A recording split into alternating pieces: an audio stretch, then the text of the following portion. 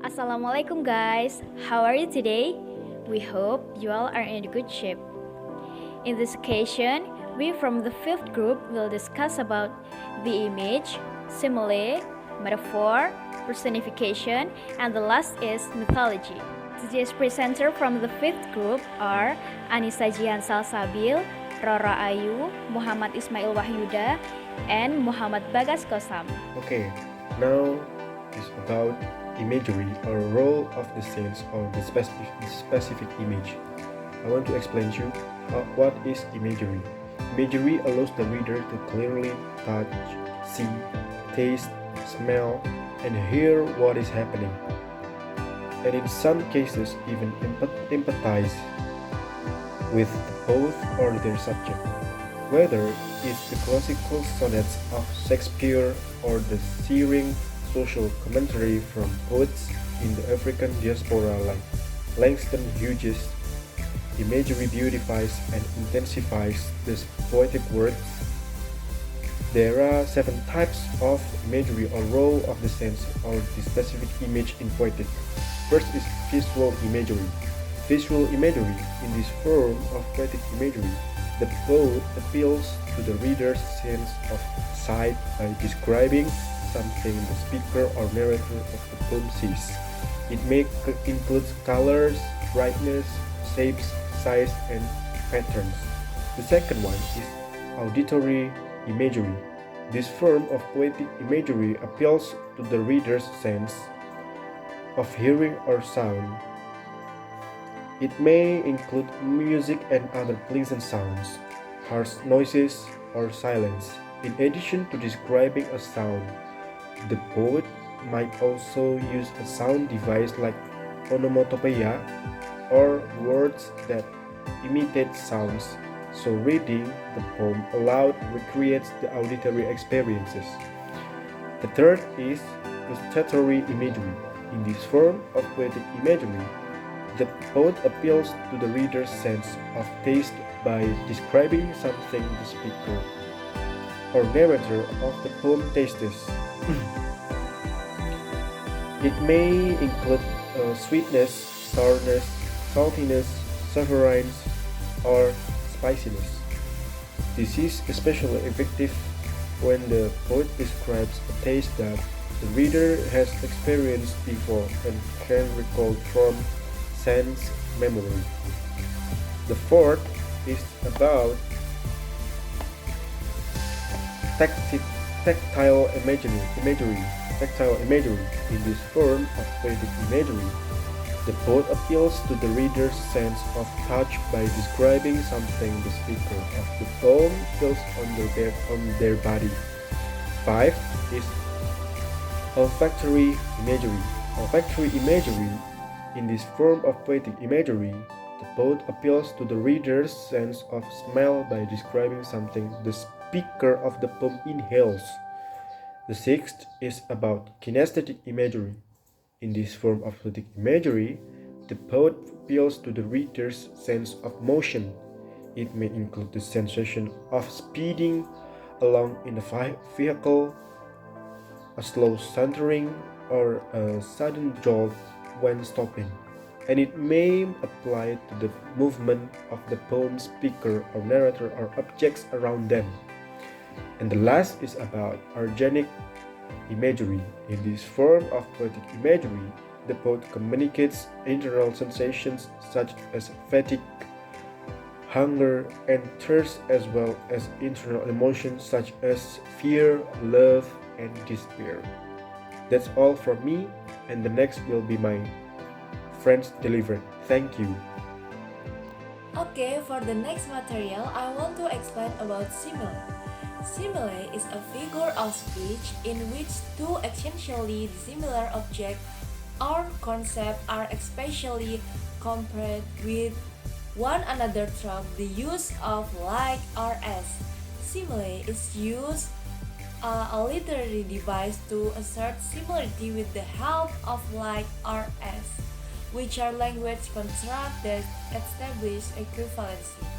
A proper simile creates an explicit comparison between two things that are different enough from each other such that their comparability appears unlikely. Jadi, simile adalah kiasan di mana objek atau dua konsep pada dasarnya berbeda secara tegas dibandingkan satu sama lain melalui penggunaan like or as. Okay, for the next slide, I have the example of simile. A red rose by Robert Burns. In the poetry, the poet compares the person he loved but to a rose and melody. In poetry, the concept of love is often compared to a rose and or a song. However, in this poem, Burns enhanced the similar by comparing his love, an actual person rather than an abstract concept, to a rose and song. This allows the reader to understand that the poet viewed the person he loved as a symbol of love itself. Jadi, pada puisi tersebut, penyair membandingkan orang yang dia cintai dengan mawar dan melodi. Okay, in this opportunity, I would like to explain about what is metaphor. Metaphor is a figure of speech that describes an object or action in a way that isn't literally true, but helps explain an idea or make a comparison. Another definition of metaphor is a word or phrase for one thing that is used to refer to another thing in order to show or suggest that they are similar, or an object, activity, or idea that is used as a symbol of something else.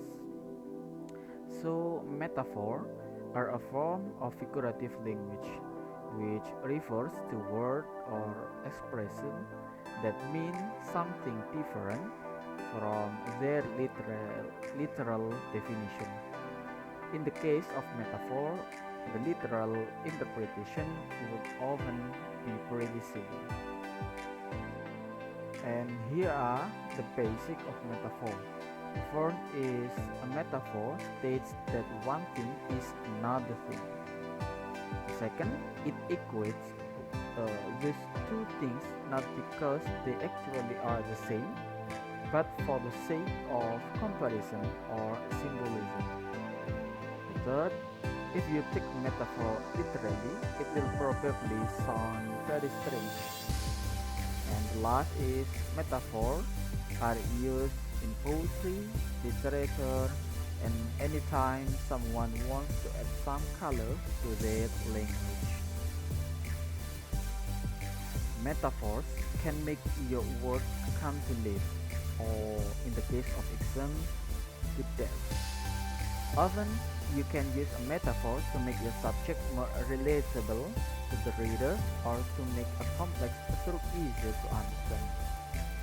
They can also be a tremendous help when you want to enhance your writing with imagery.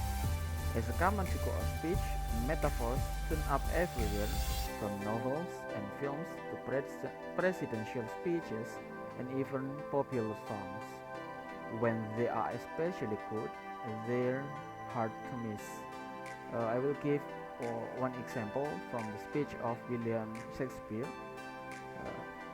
All the words a stage, and all the men and women merely players. They have their exits and their entrance.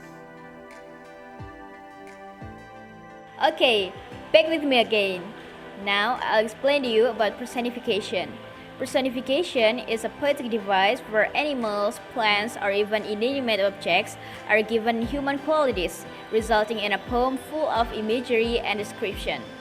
Seperti yang sudah kita ketahui bahwa personifikasi merupakan majas yang menggambarkan suatu benda, hewan, ataupun tumbuhan yang memiliki sifat atau seolah-olah seperti manusia. One example of personification is in a poem entitled I Wandered Lonely as a Cloud by William Wordsworth.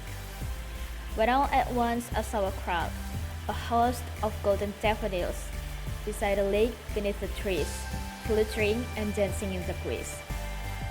Wordsworth is famous for taking nature and giving it human qualities. This poem is no different.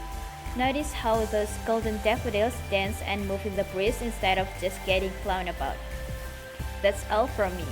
And then the next presentation will be delivered by Jihan. Okay, for the next material, I want to explain about mythology. Mythology can serve several functions in poetry. Myths are interesting in their own right as culturally resonant, compelling, amusing, frightening, or just intriguing stories.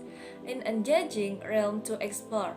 They are a reservoir or cultural knowledge, hopes, fears, and passion of archetypal figures and situations, and inhospitably rich load of charts material that each poetic generation can mine and remix. Jadi mitologi itu terkait dengan legenda maupun cerita rakyat. Jadi puisi yang berhubungan tentang legenda maupun cerita rakyat. Okay, for the next slide, I have the example of the poetry of mythology. The title is The Beggar's Secret.